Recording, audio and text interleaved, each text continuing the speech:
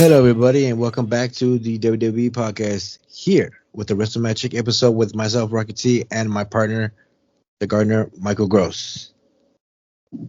What's shaking, bacon? How you doing, brother? You know what? I thought I was gonna have a more elaborate intro, but I was like, let me just do this real quick. I was very excited to get back on.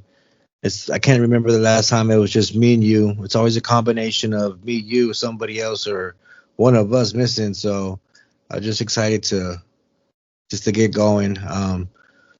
We really didn't have a plan for today. We just kind of called me, but like, you want to record tonight? And I'm like, yeah, let's do it. We were free and just trying to come up with what we could talk about. It was maybe different of what everybody else is talking about, but we're pretty much gonna give our 2 cents of some other releases and maybe some returns and a couple other things that we have in our minds, and just gonna kind of shoot from the hip and see where it takes us. We were expecting to have some of our WrestleMagic counterparts and Scully and Maverick join, but them boys across the pond could not stay up late enough with us. So it's just gonna be the captain and Rocky T here with you guys tonight. You know, honestly, it's been a long time since it's been just you and I. And I mean, we all have life, and people don't understand. Like, I'm in my later 40s. You're no young man yourself. I'm not going to give away your age out of respect, but I do see the fact that like we do get really really busy, and it's great to have a great team. But everybody, I mean, Mav, he's in the military.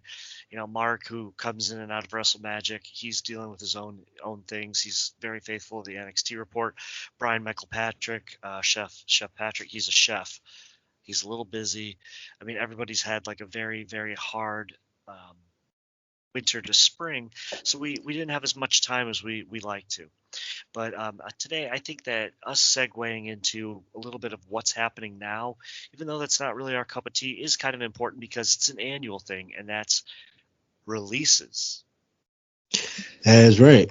WWE's tradition of post WrestleMania releases has carried over into the TKO Group Holdings era with Sangha, Veer, Jinder Mahal, Xia Li, uh, Von Wagner, and the Zyron Quinn.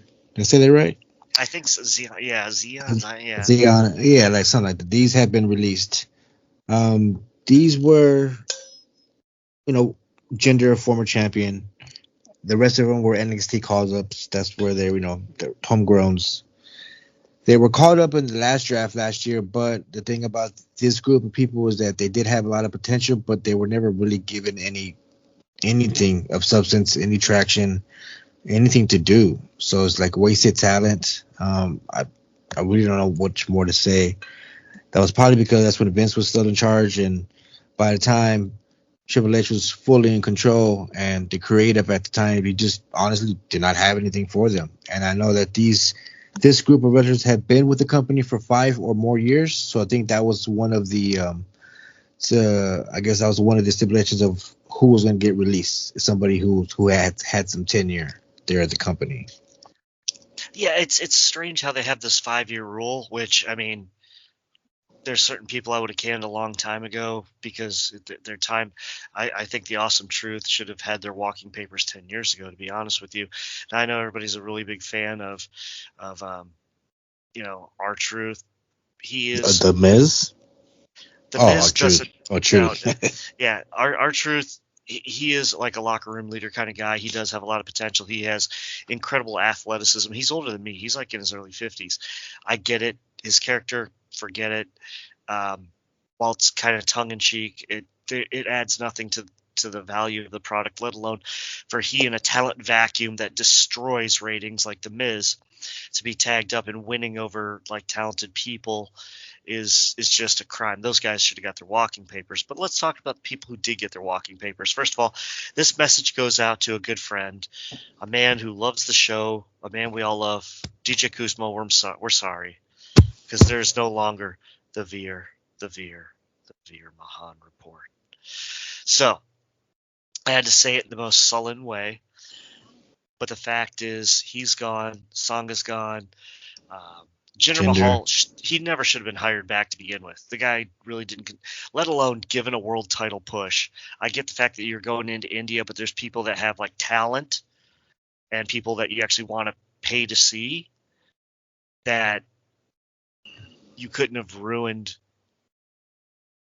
airtime and viewership and just dumbing down and killing the product by putting a world title, something that Cody has fought so long for, Jinder Mahal already had. I want that to sink into people. Well, I think I do understand where you're coming from, but I think it was worth it for the partnership that WWE now has with the Prince of India, with that country, where we can hold our crown jewel events, and the revenue that's coming in from just alone from that country is enough to catapult what is now the Triple H era into the future. And it's going to be, I mean, I think it's going to be a cornerstone because now Crown Jewel is positioned as maybe even more of a top tier PLE than a Survivor Series or even a SummerSlam, just because of the size of the stadium that they put it in and the amount of people that show up. And now they have Wrestle World or Mania, whatever what it's called, experience. I mean, they have so much rooted over there now. I mean, it's hard to get away from it. I think it's a disgusting thing to have a blood money contract with a blood money country, excuse me. I think it's a disgusting thing to work with them. So I'm not Mr. Yo Patriot, everything else, but let's look at it and see what it is. We're working with a disgusting place for disgusting amounts of money. A place that when we first signed the contract to bring over an idiot like Jinder wanted us to bring over Yokozuna. That's some great people to work with. So let's get back into these releases. The one that shocked me the most was Von Wagner because they had so much hype, praise. He was put on the same tier as Braun Breaker as far as the next level and the next generation of performer. He wasn't bad. He still needed polishing. He definitely needed he needed a good coach, somebody like an Arn Anderson or somebody like a Mike Rotundo or somebody like that, an old schooler to really get behind him and say, okay, this is what we got to do. This is how we tell a story in a match. But he was the son of, or he is, I don't want to say was, he hasn't passed, son of Wayne Bloom of, Oh, the interesting. old, yeah, he's the son of Wayne Bloom, um, who was former AWA World Tag Team Champion when Wayne Bloom came to the WWF in the old days. He was part of the Beverly Brothers because they have to change everybody and own their names. But the fact is, first of all, the name is stupid. Von Wagner. What is that? But that's not really what's going to stop you from getting over. It was just the fact that they didn't use him. They called him up and they didn't use him. They used him mostly on Main Event and like so many B shows, and then took him off the house show circuit. Well, of course he's going to get released, but that's a whole thing with creative not knowing what to do for somebody. That's really, really sad. In the cases of the other releases, Indashir was a stop, start, stop, start. I think the whole thing is people realize that Jinder was kind of a talent vacuum and sucks the life out of a room. And Veer and Sangha are so green, excuse me, and they can't get anything done as far as having a really good match. And it's like, okay, it's been too long. At this point, you guys got to go. You're big, you're ominous, but what are you really doing?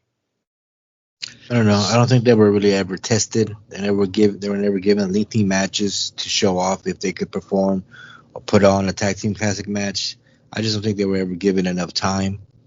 And I don't know if that was, still due because the fingertips of Vince or, I mean, you got a 3-hour show of Raw. You can't give these guys 10, 12 minutes, at least once every other week to showcase themselves.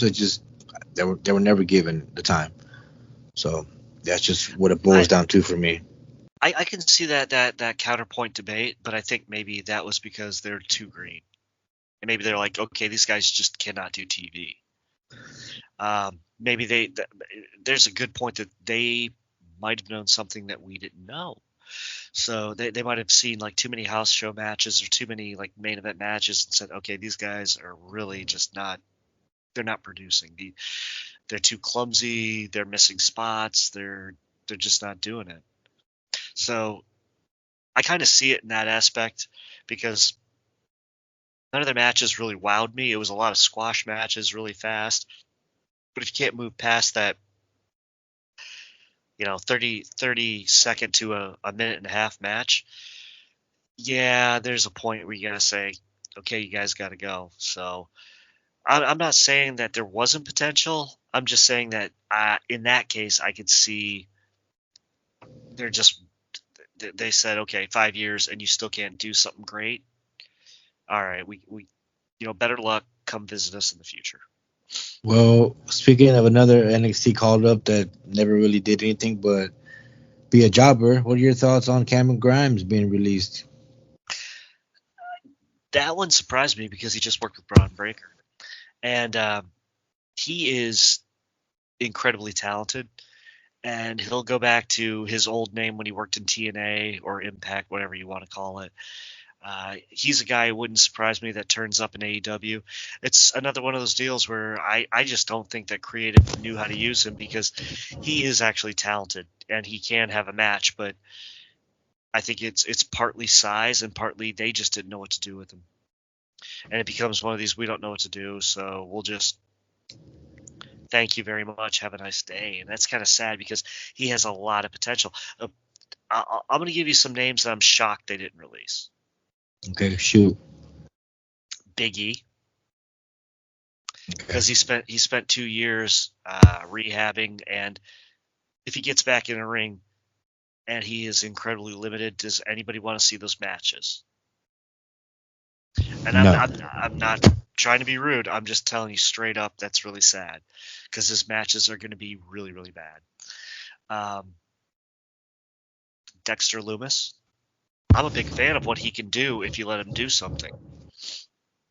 But when's the last time he did anything?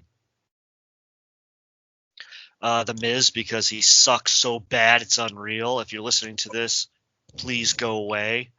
Real quick, would somebody who sucks so much, The Miz, would he be the only wrestler to have held all of the last 6 tag team championship designs?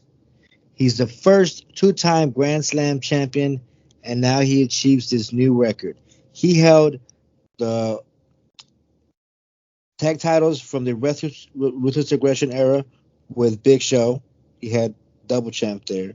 He held the bronze tag team titles with when he was with Mizdow.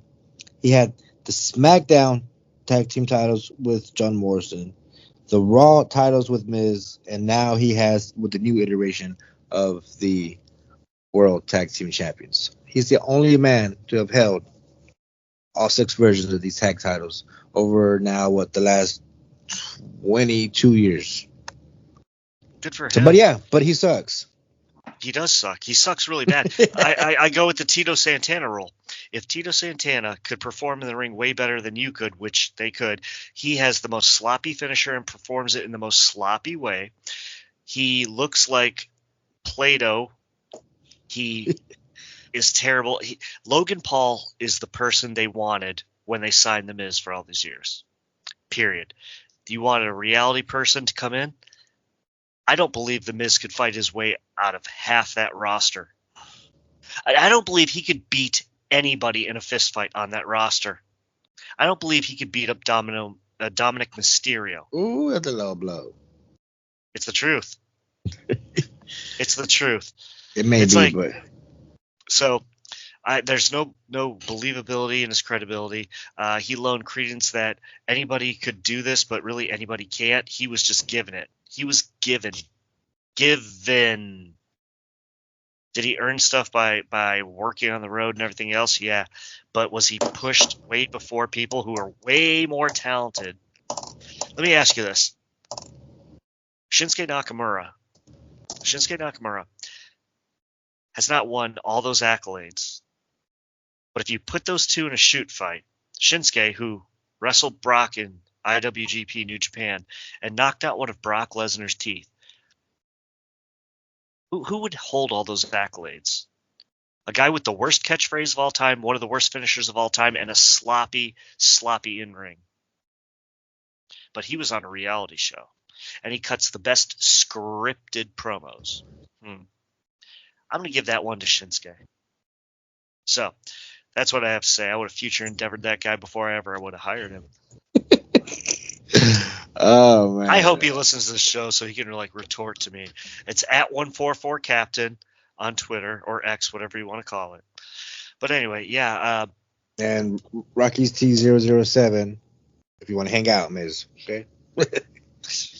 Hey, I'm from Cleveland. He's from Cleveland. I I would have canned him way before Dolph Ziggler. Dolph Ziggler had to wash off the stench of being part of the Spirit Squad in the early 2000s to become one of the greatest in-ring bumpers and one of the greatest in-ring performers and could perform. Miz, that's key. You can actually wrestle. You don't just cut your scripted promos because you're an actor. So, I digress. And then R-Truth really doesn't add anything. He's a comedic part, and I get, he's old and he's still athletic. What does he really add? 2 years of chasing a 24/7 championship? No. There's nothing you've done for me. Now, if you're a backstage coach, stay backstage and be a coach, because I heard you're good at that. There's a time and a place for everything. Your place isn't on screen. You shouldn't be going over real talent. He's got the most universal, most beloved catchphrase of all time. That he's an idiot? Whatever the case may be, if that's what it takes. So, let's look at some of the people on these rosters. Yeah. I was surprised they didn't cut Dexter Lumis because they really don't know what to do with him. Honestly, I was surprised that they didn't cut Karrion Kross again, and I love Kross, but he's Killer Kross. As Karrion Kross, he's a watered down version of who he was. He worked. If people go look at his debut and his matches and everything he did in TNA/Impact or MLW Major League Wrestling, and you're gonna be like, how did they miss the boat on this guy? Because they don't know what to do, because they've changed and altered his character while trying to keep it the same way. It's like taking Andre the Giant, and instead of him going against your biggest big man in every territory that he went to, you have him wrestle the smallest guy and ask why the smallest guy can't slam him. And people are going to look at you and say, this is stupid. That's what they've done with Karrion Kross. They've altered him too much as far as the nature of who he is and what he can be. They're not letting him reach his full potential. Now, hopefully in the Triple H regime, we'll see within the next 6 months if he survives the next round of cuts. But it's pathetic to me that they don't see what they had, see what he did in other places. All you have to do is copy and paste and then turn it up a few notches, and you'd have a main eventer. I do not disagree with you, but speaking of what WWE does have or what they're planning to keep, I want to get your thoughts on some coming up contracts that are going to be expiring, and then a couple of people that have already re-signed. So per Fightful.com, WWE in May, Fightful reported that Natalia's contract is coming up. Does she get re-signed? 50-50. What do you think? I think because of the work now, I mean, she's always done work in NXT, but now I feel like she's everywhere. It doesn't matter what brand she's on. And I feel that she doesn't get cut until they induct her. Because, I mean, I guess they could cut her and then bring her back in a year or so when they're ready to induct her in the Hall of Fame. But I think they do it while she's still in tenure. So I'm going to roll with that one, too. That's a good call. All right. Also in May, Drew McIntyre's contract is set to come up in about 6 weeks or so. Definitely, they're going to resign him. Yeah, they have too much of a good storyline with Punk going on, and he's already tested his waters outside for, what was he gone, like 5 or 6 years? Left a little boy, came back a man. Yep. There's too much money on him. There's at least one more title reign, and there's too much that you can do with him. He has grown so much in so many years. He's a company guy. They're not getting rid of him. Yeah. Speaking of a company couple, Becky Lynch and Seth Rollins' contracts are set to expire in June of this year. No, is there like barely a no doubt they get re-signed? They're going nowhere. They're going nowhere. What they'll do is they'll try to tease it and take like a a few months off, but they're resigning if they haven't already. They're just negotiating. Well, I thought they were taking a few months off, but apparently with the Rhea injury, we got a new champion in Becky, and she'll be carrying it, and we're gonna see where that goes. But we'll touch base on that, towards the end here. So this year in 2024 in the summer, the only contract that's coming up is for Ricochet. I think he resigns. He definitely resigns. The word is that TKO is going to actually start helping pay the wrestlers a bit more than they were making before, which they're already being really, really handsomely paid. So the big thing now at this point is to keep AEW's claws off them so they don't get signed for an even more ridiculous amount to not be used and have their good names sullied, so to speak. Mm-hmm. So Ricochet stays put. He's had classics with Will Ospreay, but I think that he sees the silver lining in the fact that WWE takes him more serious. There is a chance someday Ricochet could be a world champion. There's a chance. Whereas Will Ospreay could be an AEW champion. Well, what will that really mean? Now, I also want to say congratulations to Shane Swerve Strickland. I've been following him for probably Yes. eight years, and WWE didn't know what to do with him, and he's holding the second most prestigious title in wrestling right now. So to him, I say congratulations. I always knew he had it in him. I don't think I would have taken the belt off Joe so soon unless Joe needed some time off. But the fact, Joe, that's another one. We don't know what to do with Samoa Joe. Are you that dumb? Yes, you are. But the person who was in charge of that and released all these people, that person's gone now. So there was also a re-signing of Finn Balor. That's right. Finn Balor tweeted out multi-year is going to be back, along with another multi-year superstar extending. It's going to be Randy Orton. Jeez. Through the end. Yeah, through 2024, we'll at least have Kevin Owens through the end of the year. I believe his contract comes up at the beginning of 2025. In December of 2024, TKO will decide if they're going to resign any or all members of the New Day, Kofi Kingston, Big E, and Xavier Woods. They're on contract to the end of the year of 2024. LA Knights is set to come up in January of 2025. And he's too hot to let go. And then, okay, so this next name on the list may be the one where that actually happens through 2025, so maybe a little bit longer, but through 2025, The Miz. So that sounds like towards the end of 2025. Retire that turd. Also sticking with us through 2025 will be Dragon Lee, and apparently Carl Anderson, Luke Gallows, and Rey Mysterio have contracts until late 2027, while Dominic Mysterio has a contract until late 2028. Booker T's run as an announcer goes through 2029, and I guess Undertaker's on a legend deal that has him signed on a 15-year deal that he signed back in 2019, taking him until 2034. Well, I see Mysterio going on to a Legends deal after his runs out. His body isn't what it used to. The guy's as old as I am. He's not going to be doing planchas and hurricane ranas in his 50s. The guy needs a break. He's done what he has to do, and he is best suited to become the head of talent scouting. I would put him and Undertaker together to be talent scouts. You have a big man scout and a small man scout. Brilliant. I would actually have them work together.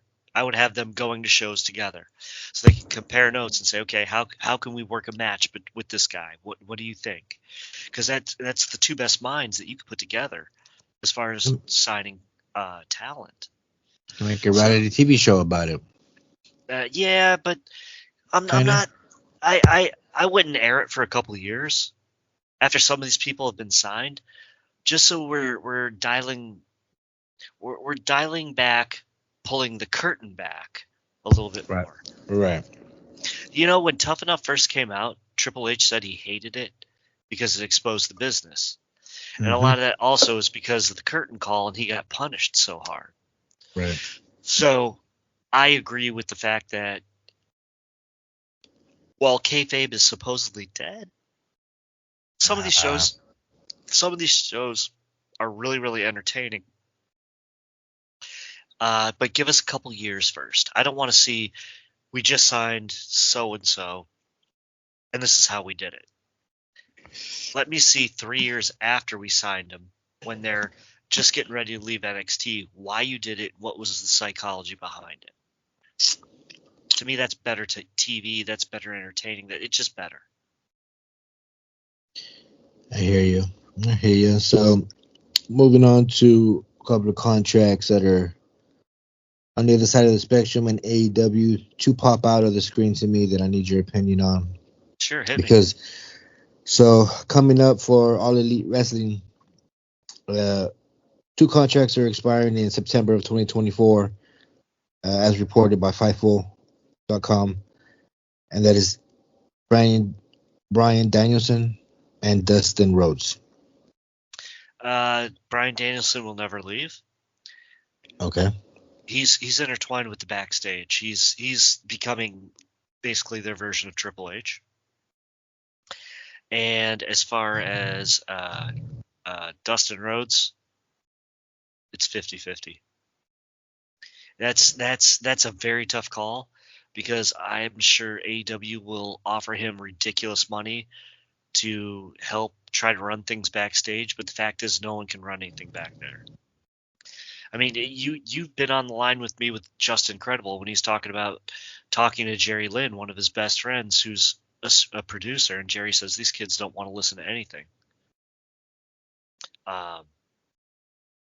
So it's one of those things where if he's just fed up with the childishness of everything, I could see him becoming a backstage producer for WWE. But I think Tony Khan's going to try to also double the money because of Cody, double the money to keep him as a producer. Now, honestly, if I was Tony Khan, what I would do is have Scott Norton and Mark Henry and The Big Show. Scott Norton doesn't work there, but I'd hire him. And I would go to New Japan and hire Haku/Meng. And I would give them about 12 cases of beer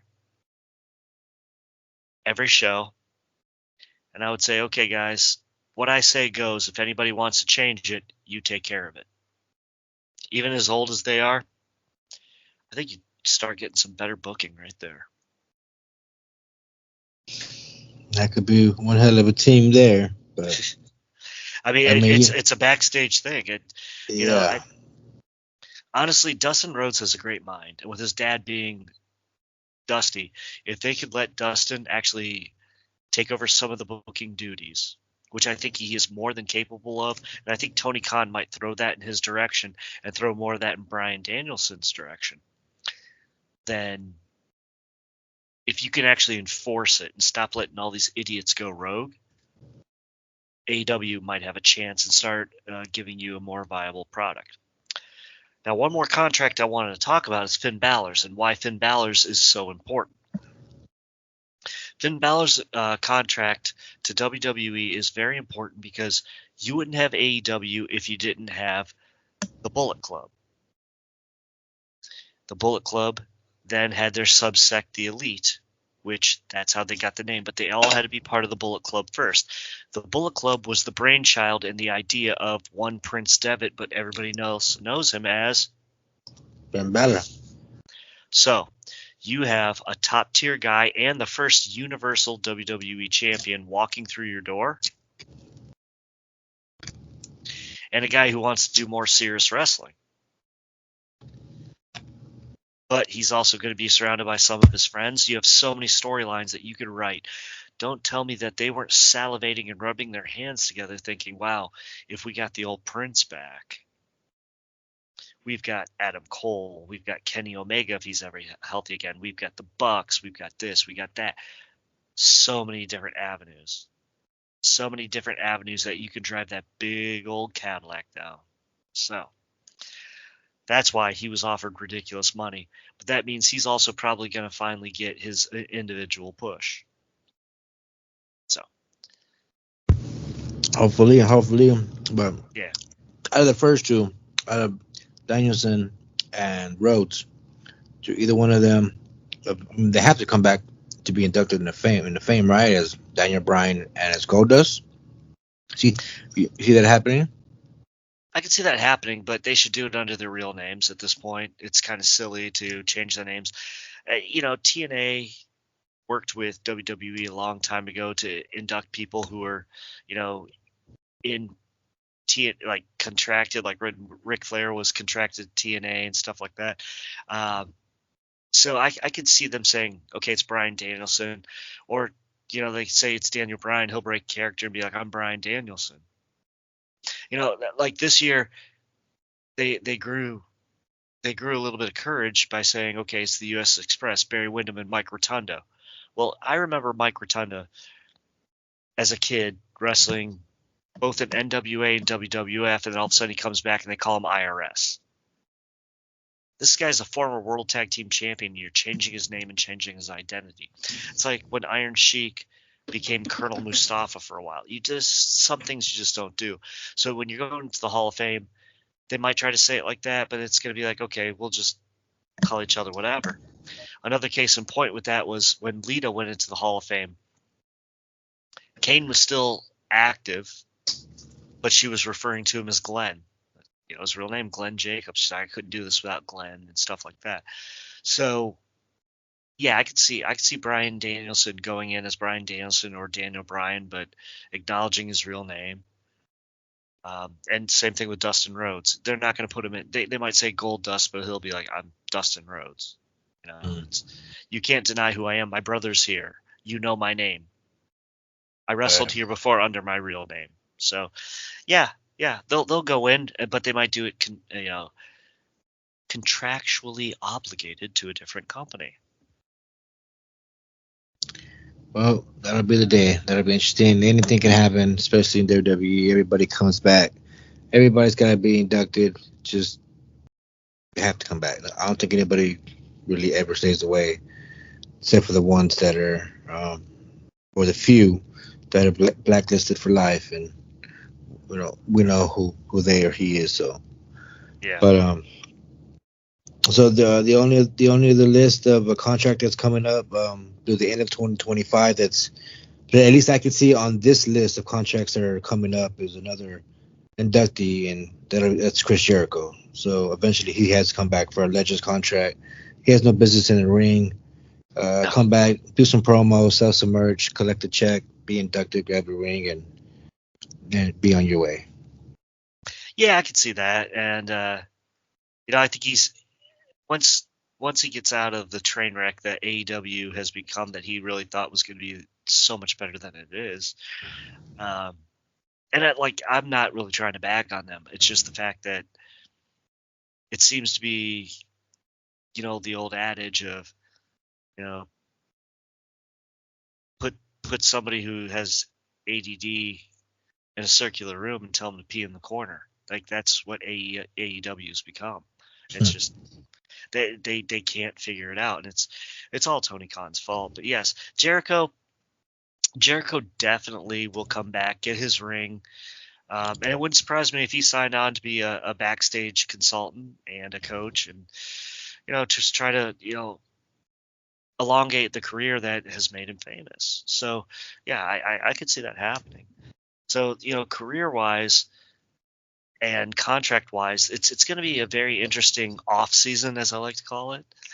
But is there anybody that you're surprised has not been canned or future endeavored?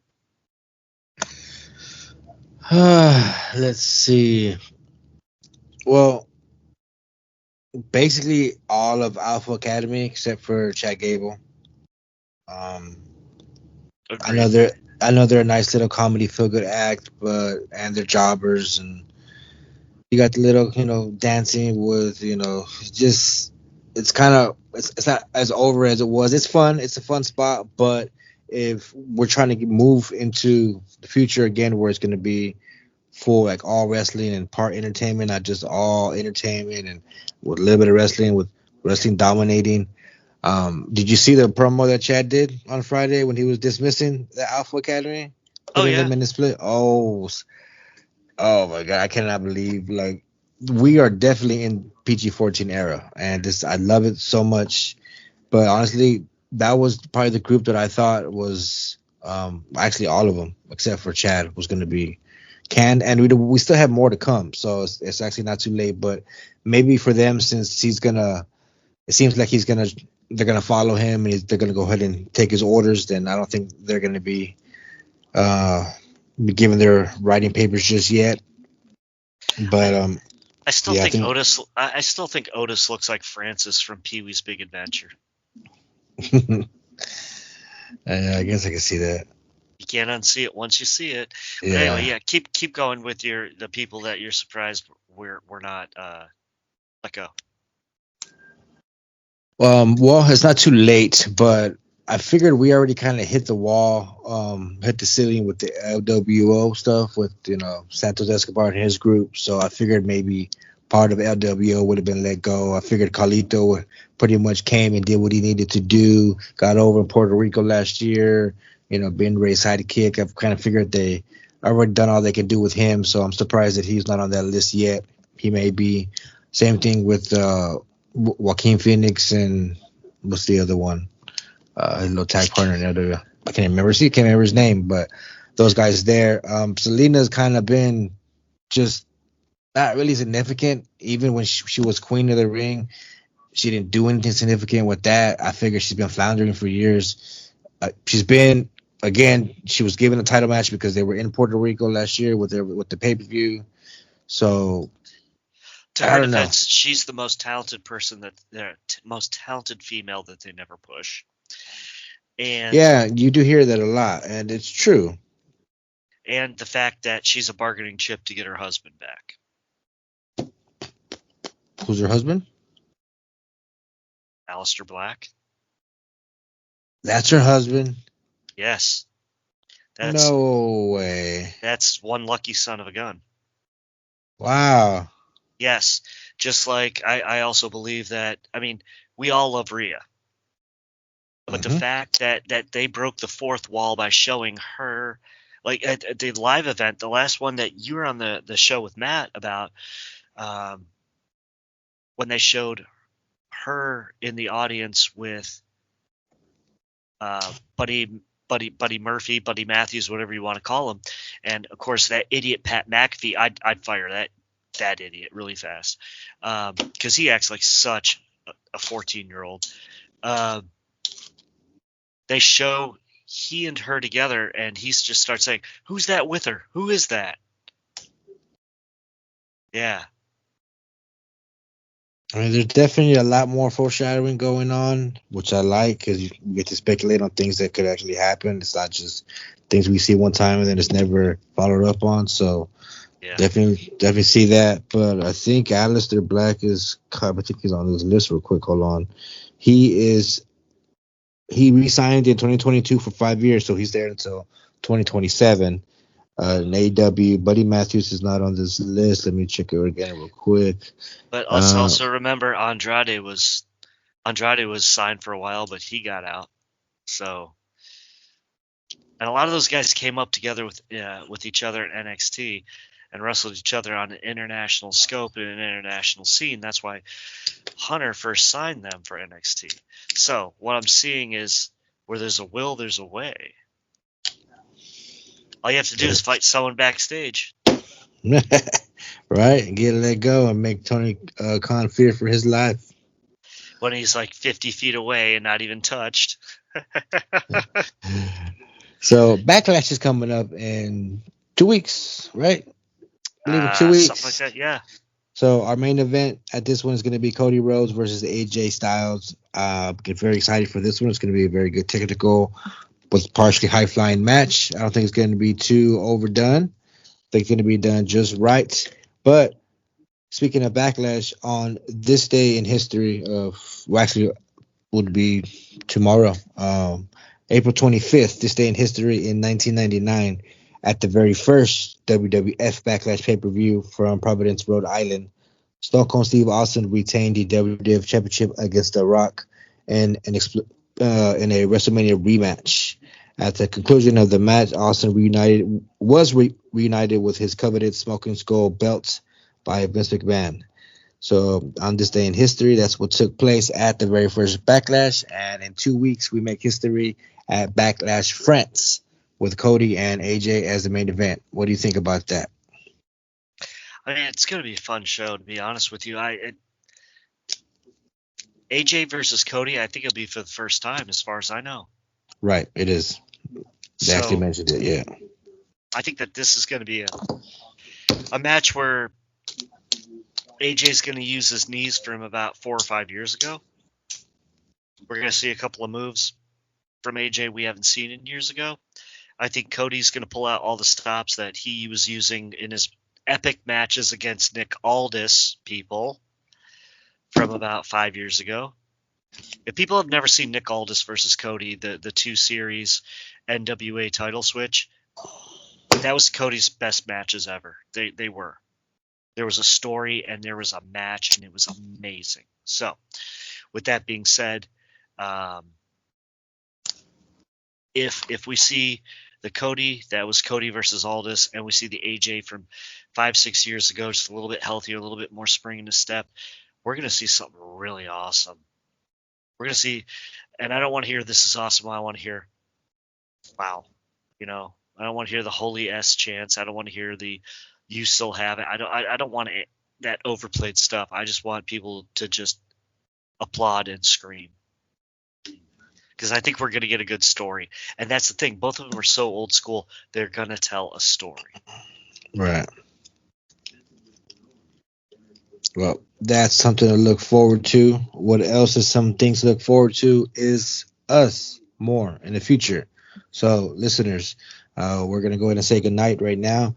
But we are going to do our very best to continue to try to push out these episodes so y'all can have additional things to listen to throughout the mat.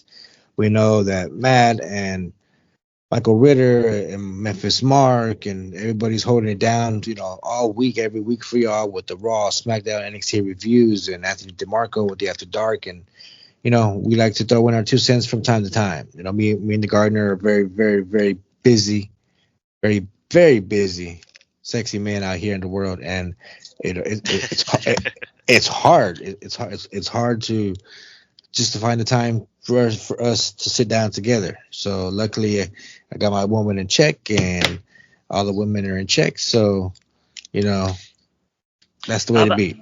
I want to end this episode with a song. Okay, what you got for us? It's a song by a band called Prick. It's called "I Apologize." I've recommended this. No. This is industrial. Huh? This is industrial. Okay. This man was one of Trent Reznor's best friends. He's a Clevelander from way back when. I've suggested the song maybe once before, but it goes out to a certain special somebody who's accepted my apologies. And so I want to end with the song "I Apologize," and I also want to end this with another song. It's a song called "King for a Day," and it's by Faith No More. So you have 2 songs. That's your homework. And also, I want to shout out DJ Kuzmo because I know we're not going to have a Veer Mahan report anymore. So we want to console you and do a show with you. We could talk. We still have the music show for him. We do. We have a great show lined up that we've been waiting for you, but you were waiting on Veer Mahan, and he let you down, but we won't. Like the format's there, it's ready. I'll have to add some stuff to it, but it's been ready. What about you? Do you have a song that you'd like to give people? Let me see. What song? You know what? I haven't really been listening to music much. You know what I've been falling in the rabbit holes of? What's that? Karens getting arrested by cops on YouTube. Entitled. So I started watching this guy. He's a First Amendment auditor. He goes from city to city, testing the limits of the Constitution in police stations and around City Hall, things like that. And then I just kind of watched all his stuff, and then fell into cops getting arrested by cops, which turned into the craziest cop traffic stops, which turned into entitled Karens getting arrested by cops. It's very entertaining. It's what I like to do now towards the end of bed, or actually at work if I have some downtime during my lunchtime, just to get my mind off of everything else because my mind is, the family, my mom and Kimmy, the boys, and then wrestling and school, and it's like I need something to turn the brain off. So that's what it is. So if you need a good, laugh, and make me, it always makes me feel better about myself knowing that there's crazy people out there because there's also men that are considered Karens too. So it's very entertaining for me. But Call them no, Chads. They're a is that Chad. is that what they call them, Yeah, Chads? Chads. Chad and Karen, because a Chad is usually a guy in like a pastel polo comes in, tries to order everything to like being a guy who works in the restaurant nightclub industry, tries to order everything in front of his friends, tips really cheap, and is just like the biggest jackass in the world and treats you really bad. That's a Chad. And then we'll just laugh. Like anybody in the industry will be like, "Have you met Chad and his friend Chad and Chad and don't forget Big Chad and Little Chad." And we've got Chad in the corner who's already drunk. Um, no, that's really good. Now, also as far as WrestleMagic goes, we're not dead, guys. We just a lot of life has taken precedent. Now, as you know, Maverick is working on an episode that's almost polished with my brother, and it's on the Dynamite Kid, which is going to be a lot of fun. And so that's going to be under the WrestleMagic banner. And then we also have some more things going out as far as the territories with Memphis Mark. Michael Patrick and I have been talking about doing a spotlight on a hidden gem in wrestling, which is Little People. Ooh. So yes, that's something that nobody covers, and that's going to be a timeless classic. And I know that Michael Patrick is really putting a lot of work into it. I believe we're going to contact the Micro Wrestling Federation, which actually exists. Yes, they have them here in Houston. Actually, me and my coworkers were planning to go to a show soon. And I was also thinking if you were up for rock, maybe you and I do something we've never done just for the sake of WrestleMagic. How about in the future, you and I cover a TNA pay-per-view? Ooh. What was the first one I ever bought? It might have been Bound for Glory 2007. But yes, I love that idea. And this is what we do. We go in blind just to Okay. see, like, we go in blind. Like, we don't know anything. We can maybe – I have a sling package which has access, so I can see a little bit of TNA. You don't have that benefit. So, and you don't really necessarily need that benefit. So I say we do something blind. We're like, okay, let's see what's happening here. We both watch the pay-per-view, and then we say, okay, this is where TNA is going, because a lot of people say it's a hot place to be. And now that, what's his name, Mustafa Ali's there, Dolph Ziggler's there, but there's a lot of WWE, like Heath Slater's there, and some people there's some people I never would have signed. Okay. It's just, yeah, I think going in blind on a pay-per-view and saying, okay, this is what the wrestling was. This is what the storyline was purported. This is how we felt about the match. And not being like a complete downer on it. I just think if you or somebody seeing it for the first time, let's see how TNA is doing now in a new day and age. What do you think? I love it. I love it. So, all right, folks, we're going to put a lot of work into a lot of stuff, and you're going to get a lot more WrestleMagic coming up, a lot of irons in the fire. We have lives, guys. We're just like you.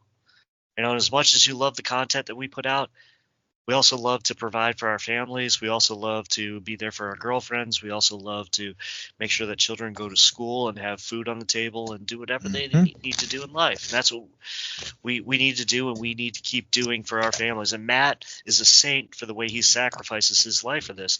And the point of WrestleMagic was to help him and buffer him. We got caught up in our own stuff, but we're back. Hey, we have done our part, and we are just actually just going over our year milestone anyway. So yes, we are. And we're doing what we said we were going to do. An episode a month. We did 2 or 3, a couple months here and there. But that's the point, is to fill those extra gaps during the month and talk outside the box. Well, true, and a lot of people don't get our After Dark stuff that we did with Justin because he can't stop swearing. But, yeah, just look forward towards the future, folks, because we're here for you as much as you're here to listen. Okay. Alrighty. We're going to call it a night, and we are out, and we'll talk to everybody on the next one. All right. Bye. Thanks for listening to the WWE Podcast. Don't forget to subscribe on your favorite podcast app so you don't miss a show, or head to WWEpodcast.com. And for all of these shows ad-free, head over to patreon.com/WWE Podcast. Until then, we'll see you next time.